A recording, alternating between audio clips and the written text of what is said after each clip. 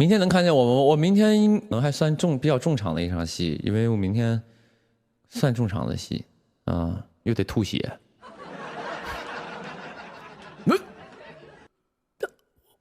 我没事儿，就是太甜了。吐血，明天得又吐血，是得吐血啊。然后那个什么，我刚进这个组的时候呢，大家都知道啊，陆明熙这个人身体不太好，身体不太好要干嘛呢？就是得那个就是身体不好，就是在古代有几个方法，不像现在我们去挂号啊看大夫，在古代只能干什么呢？几种，一种是什么呢？就是那种喝药嘛，对吧？很多古装戏里边都是生病了要喝药，这是第一点。第二是什么呢？就针灸嘛，对吧？因为这中医嘛，讲究这几套针灸。第三个就是什么泡药，放上中药在里边一个泡的啊，就像那个像夜南天似的啊，就是那种的，就在里边泡的，就是这几样嘛。然后呢，汗蒸好像很少。然后呢，当时那个我刚进组的时候，那个什么导演就问我说：“那个小宁啊，你身材怎么样？”我说：“怎么事儿，导演，这个戏还得拖吗？身材就是非常的一般啊，非常的没有身材啊。”他说：“是什么？你是身上胖吗？”我说：“我身上不胖，就是感觉就像一个白条鸡一样。你吃没吃过那个上海那个正鼎鸡？就跟那个一样，就是基本上就那个状态。”他说也是可以的，因为你毕竟是一个病弱的一个状态，你不是说你是个武将，你需要身上都是块儿。我说那也不能就是脱完之后都是排骨吧，也不太好。他说那你练一练吧。于是呢，我这个戏不就开始说小的健身吗？健着呢，就是健身是真健身了啊！我真的可以给你看我的手机记录，我是真健身的呢。他这个健身这个东西啊，想要坚持下去真的非常难。你知道吗？就是我是想健身的，但是如果我没有一个规律的生活，我真的是健不了。比如说，只要两个大夜戏，直接给我这个激情就干没了。一到半夜拍完戏，将近11、12点了，回来之后洗脸，已经凌晨1、2点了。我真的是累了一天，特别没劲儿，就不能健身，一停就真的停了。后来呢，我就说这个针灸啊，能不能就是扎手脖子？能不能就是说咱们扎手脖子，或者是扎这个大腿根儿，不扎这个大腿也行，啊，或者是扎那个小腿肚子啊，这种行不行？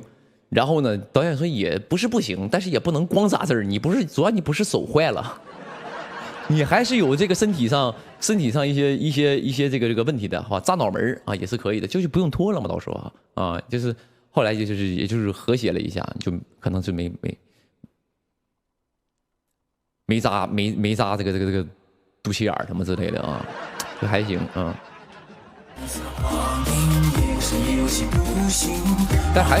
但还是得健身啊！因为我现在这些红活都晚上不知道几点，要不就是得上课，然后完事又要健身，真的精力不够，脑袋会特别停滞的，所以我后面我还真的是得健身啊。幸亏这个戏是不会武功啊。这个角色没有武功的啊。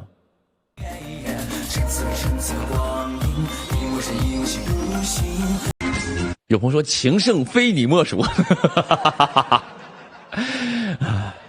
我呸！这么大爱的事儿，竟然在你眼里只是情圣二字，肤浅。咱这小姑娘啊，你们一个小姑娘真的是，你们也就敢在网络上才都这么变态了。哦，刚才我说我呸，他说吐我脸上，老大。你说让你妈知道你这孩子你在网上都干些什么玩意儿？我就我光一截图，然后哐就是联系你妈，你羞不羞耻？啊！我有时候总能刷到一帮就是我也不知道是哪个好朋友哪个大聪明给我做的表情包，就是有一个我去录我们的歌，然后有一个表情是这样的，然后呢在底下配的4个字想要色色。你怎么想的？你都，你看小姑娘，妈呀！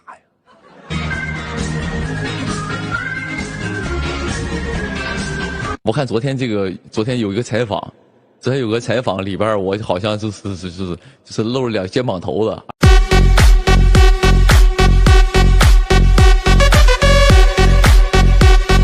哎呦我的天哪！我那个 APP 刷屏了，全在那儿都这玩意儿。天，就是好像露个肩膀头啊都不太行了。你这样式，我跟你说真的，我这么看的话，我觉得你们真的是好人。为什么？因为很多这样身材好的男艺人，他们在戏里整个光膀子，天天光膀子。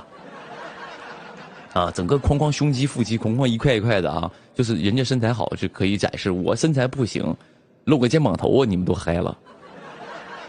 我真想学一句黑粉的话，你这吃点好的吧。肩膀头都嗨，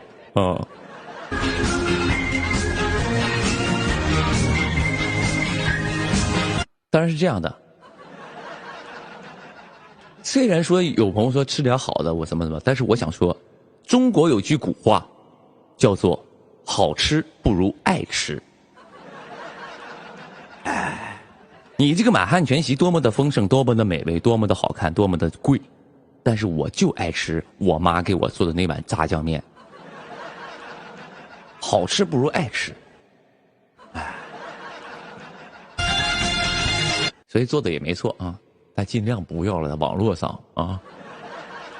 你说朋友们，你们现在在网上这些发言，我跟你讲都很可怕的啊！以后你说保不齐哪天你成明星了呢？刚才那个小姑娘，哪有一天突然你成明星了呢？你成为一个这个非常棒的一个明星了，到时候人一翻你网上言论，你曾经在刘宇宁直播间说让刘宇宁吐你脸上，这都是你黑历史啊！所以谨言慎行，文明发言，友善评论。如果你想知道什么是快乐星球的话，关注我的微博，我叫摩登兄弟刘宇宁。下一次直播我带你研究，懂啊？有朋友说能聊聊618唱歌那天的吗？618那天呢是参加了那个我们京东的一个618嘛，啊，参加一个活动。其实我有的时候在剧组里，其实我很少去接一些晚会呀，因为我觉得会让我有一些分心，就是因为我这边我在拍的戏呢，我让我出去干活啥的。我说的分心是什么呢？因为我能力有限，我精神力确实有限，我不太想出门。但是呢，有的时候在剧组时间长了，还真想出去溜达溜达，透透气。哪怕去长沙吃顿小龙虾，我也觉得好像去放松了一下。因为工作这个东西永远是劳逸结合嘛。所以呢，后来不就去长沙了嘛，618不就去了嘛。去了开始是啥呢？开始人家节目组找到我挺好的，说那个宁哥，那个刘宇宁啊，那个啥，那个你来个这个歌曲串烧吧。我说串啥？他就呱呱说了3个。我说完之后，我说行倒是行，但问题就是这个啊，都是前年的歌。你这么一搞得好像我刘宇宁，就是我内心是这样想的啊。人家讲就找了几个往年我很火的一些 OST 啊，然后我说这个就是是可以，就这几首歌也是大众也是相对认可的。但是如果就是我今年去了还唱前几年的歌，或者哪怕是去年的歌，我都觉得有一点就是让我有一些觉得好像今年没什么新活，就会被这个时代淘汰的感觉。所以呢，但是我想说那这样吧，我别唱这几个了，这几个了，我就觉得我好像今年在歌手这块没有什么突破。但我能想到的是什么呢？就今年有一个这个热辣滚烫嘛，热辣滚烫不算今年的嘛。然后呢，还有一个什么呢？就是奉上，奉上虽然也是去年的歌啊，奉上虽然也是去年的歌，但是有一个逻辑是什么呢？奉上这首歌对我来说是有一个特别的存在。首先呢，是我的男主剧；第二呢，是我唱的这个歌，所以呢，就它的意义会不同一点嘛。所以我说那就一个奉上加上一个热辣滚烫，两个串烧一下吧，啊，串烧一下两个歌嘛，挺好。完我就去了嘛，去了该巧不巧，我跟你说，我临去前5天、前6天，突然开始感冒。我突然就开始感冒，当时是咋呢？因为那几天的时候，那几天是穿的那个铠甲，戴着面具，戴着帽子，你们也知道我那造型，我就开始拍打戏。打完之后浑身都湿透，你想横店这个多热呀？湿透之后呢，我就马上去吹空调。我开始觉得没事，我觉得很爽，因为我每次一到空调底下，我就好爽，我的天哪！我想使，我喘不上来气儿，但是一过去就觉得很爽，结果感冒了，热伤风了。结果直接感冒了，我那一阵儿就给我难受的。有的时候，因为我很久，就是我一年其实感冒的次数非少之又少，啊，我一年可能就感冒1、2回都不错了。然后呢，这次就是赶上了，就感冒了。你们有时候看路透，你看没事咱擤大鼻涕，没事擤大鼻涕，没事打喷嚏，那纯纯就是感冒。而且这感冒神奇在哪儿呢？1周了都没好，1周了。因为我知道1周之后我要去参加618了，然后呢，他我因为感冒这个东西其实最多我的认知啊，3天不好4天好，4天不好5天咋也好了，但是已经7天了还没好。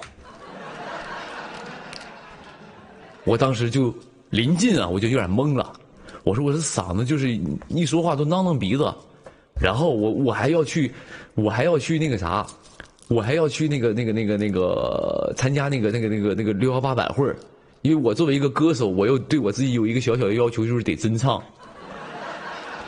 我去了又得唱现场，但我现在感冒了，而且现在大家好像这个大众对歌手的这个要求很高啊。啊，因为一档综艺节目让大家对歌手的这个唱功要求很高啊，动不动就干啥呢？动不动就把这个歌手唱的干声拉出来。然后放入软件来看他的音准，这玩意儿对我来说我倒不是怕唱现场啊，因为我是喜欢上现场的，因为我唱现场才有感觉，我录音其实没什么感觉。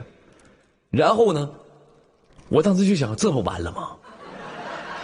你说我刘宇宁，我好不容易从剧组拍了1个半月戏，我很想出来溜达一趟，我来参加一个晚会，我露脸，我拍点商务照，我帅帅气气的，我到这个舞台上唱2首我所喜爱的歌和大家所喜爱的歌，我自己的歌曲，留下一个美好的舞台，美好的画面，挺好。这家伙感冒了，我就很难受，我非常之难受，我这咋办呢？到时候我在舞台上唱吃了。直接给我干一个热搜，刘宇宁难听，这不完了吗？你说我咋整？我以后在 OST 这个行业还混不混了？我以后还接不接活了？我还当不当爱情保安了？我当时就头脑风暴想了好多东西啊！我当时哐想啊，我这个咋整啊？直接给我干刘宇宁难听，这完了吗？所以我就啥呢？我当时就很恐惧，而且那天就是我是6月16号到的长沙嘛。17号就演嘛，我6月16号是早晨起来8点钟化妆，拍了1天的戏，拍到下午了4、5点钟，然后呢我就直接去往宁波机场了，从机场飞到长沙，落地之后呢直接去彩排，落地之后我就直接去彩排。你想我白天拍了1天戏，我给我改一趟飞机，我落地就彩排，结果当时啊，等一下啊。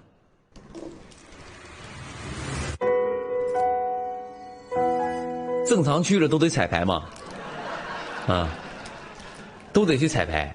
彩排完事呢，当时就第一件事是什么？你上去要试麦克风的，你你到那你要试麦克风，你要听听你的监听和你的人声比例。歌手因为你要上现场嘛，你需要去测试一下。我当时直接就去了，这样。对。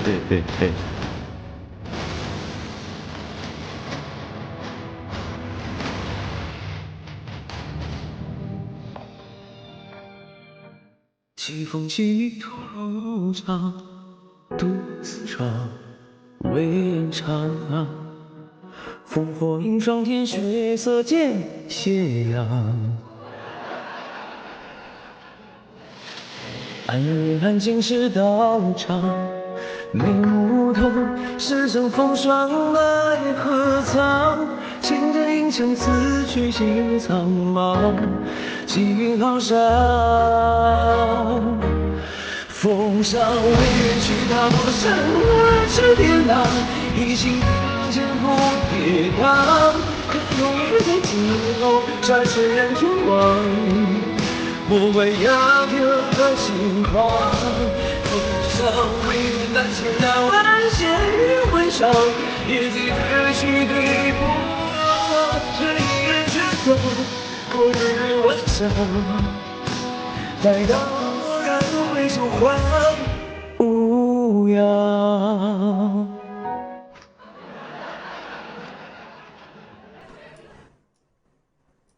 当时彩排就这个状态，当时，因为当时第一是我感冒，第二我熬了一天，我嗓子状态非常的差。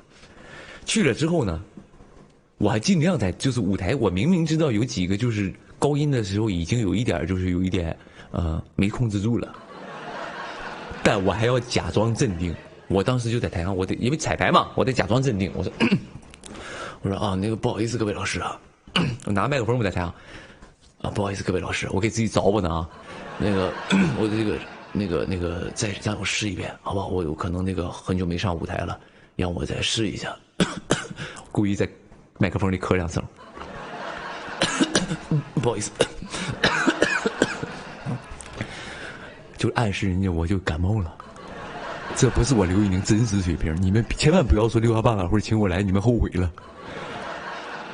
我今天晚上，当时我就，然后但是第一遍完事儿嘛，完事第二遍，我说然后那个导演上来了，说，那刘老师，走位走完了，你要再来一遍吗？我说，哦，我再来一遍，我再适应一下，我再适应一下。好。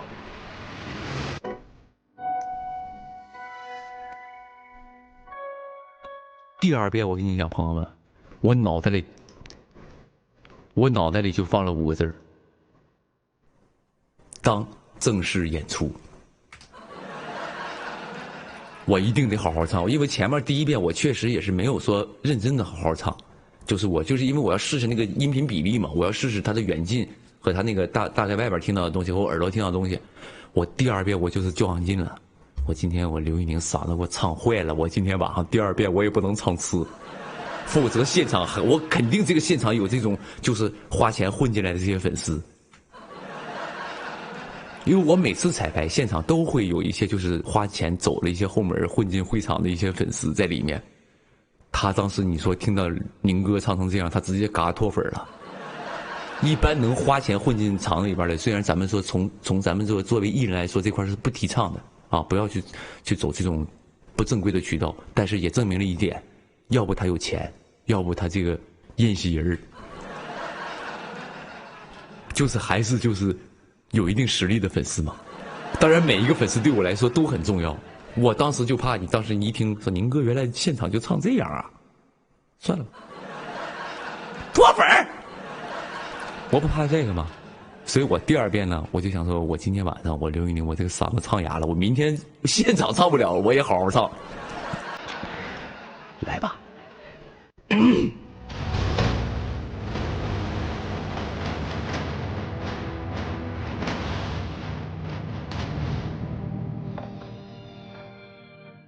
几头柔肠，独自唱，为人唱。烽火映霜天，血色见斜阳。安静是道场，眉目透。哎，我那天好像就这个造型，就戴这个帽子，就戴这个眼镜，好像是。牵着银枪，此去心苍茫，几云浩山。风上为人去，踏破山河之颠浪，一心并肩赴跌宕，看永夜的尽头，杀世人天光。不不会仰天的轻狂。所以人就是这样，人需要找自信。当我第一个高音唱上去了之后，我后面就很轻松了。我后面就是有信心了之后，后面就基本没太吃了。但是那天确实是状态不太好，然后我就想说，第二天我回去我啥也不干，我洗个澡，我躺床上我就好好睡一觉。啊，我第二天因为我那个617那天我得唱现场，别到时候直接给我整个一波嘲讽，我也犯不上。我在歌手这一块我在做歌手这个行业的时候，嘲讽是在5年前，也可能是3年前，但这近3年很少有人啊，很少有人在歌手上，在唱歌这件事儿对我就是大面积的攻击和嘲讽，这是实话。5年前的时候，大家认为我是网红，所以我一唱歌，我说是歌手，他说你啥歌手，你就网红。但近3年很少有人来否定我歌手的身份了，因为近3年都在否定我做演员这件事儿。所以我别寻思我回头去唱个歌，把我演员也给我否了，把我歌手这个身份也给我否了，就是给我连带的，因为现在在否这个演员这件事嘛，再给我歌手这个身份给我刮了，最后说你也不配，你刘宇宁，你根本就不配当做主播，我连直播这块都不让我干了。都觉得我不配了啊！我就怕这个连带嘛，给我刮了。但那天总体来说呢，我其实不太满意，因为确实没唱好。那天那个奉上第一首歌的第一个副歌的那前2个高音不是很稳，而且有一个是跑得很大，跑调了。确实那天那个有几个人跑得非常离谱，这是第一。第二，热辣滚烫那首歌呢，我第一次唱什么呢？第一次上现场。我当时我跟你说那天是咋呢？我那天真的有点紧张。我平时我真的不紧张，我参加这种晚会的节目，我基本是不紧张的，就是不是那么紧张。但那天我是真紧张，为啥？因为我知道我自己状态不好，我的嗓子状态非常不好，所以呢，我知道第一首歌我没有唱的特别的稳，没有唱的特别好，就唱的一般。那我想说，我第2首热辣滚烫，我稍微往回找一找，结果急功近利，进早了。我那首歌拍的进早了。那天我跟你讲，我这个在舞台上那个内心的波动啊，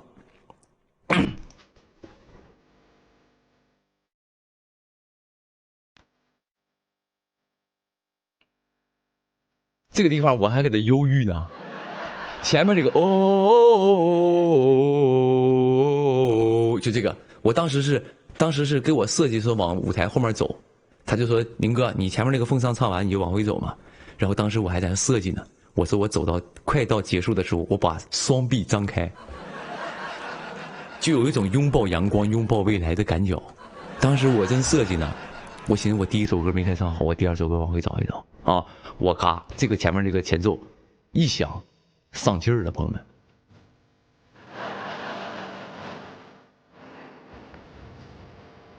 一直走。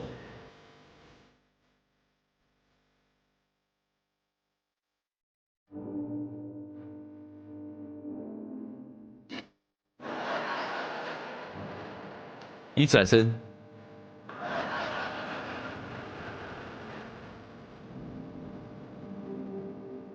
着急了。小时候的梦想不是做科学家吗？后来为什么没做成呢？我一想，完了，进早了。小时候的梦想不是做科学家吗？进早，当时我脑袋一懵。完了，这完了，前面造型白熬了，直接白熬，完蛋，垮掉，进早了。你说这最基本、最低、非常低级的一个东西，进早了。进完之后呢，我想那怎么办？不管，假装没事儿，怎么办呢？在后面那一段，我故意做一个切分，看看能不能骗过听众。只能说骗过现场的听众啊，骗不过这个后来复盘的听众，肯定是骗不过的。我当时是这样。你看啊，进早了。你看我现在进的就是早的啊。科学家吗？小时候的梦想不是做科学家吗？后来为什么会做成吗？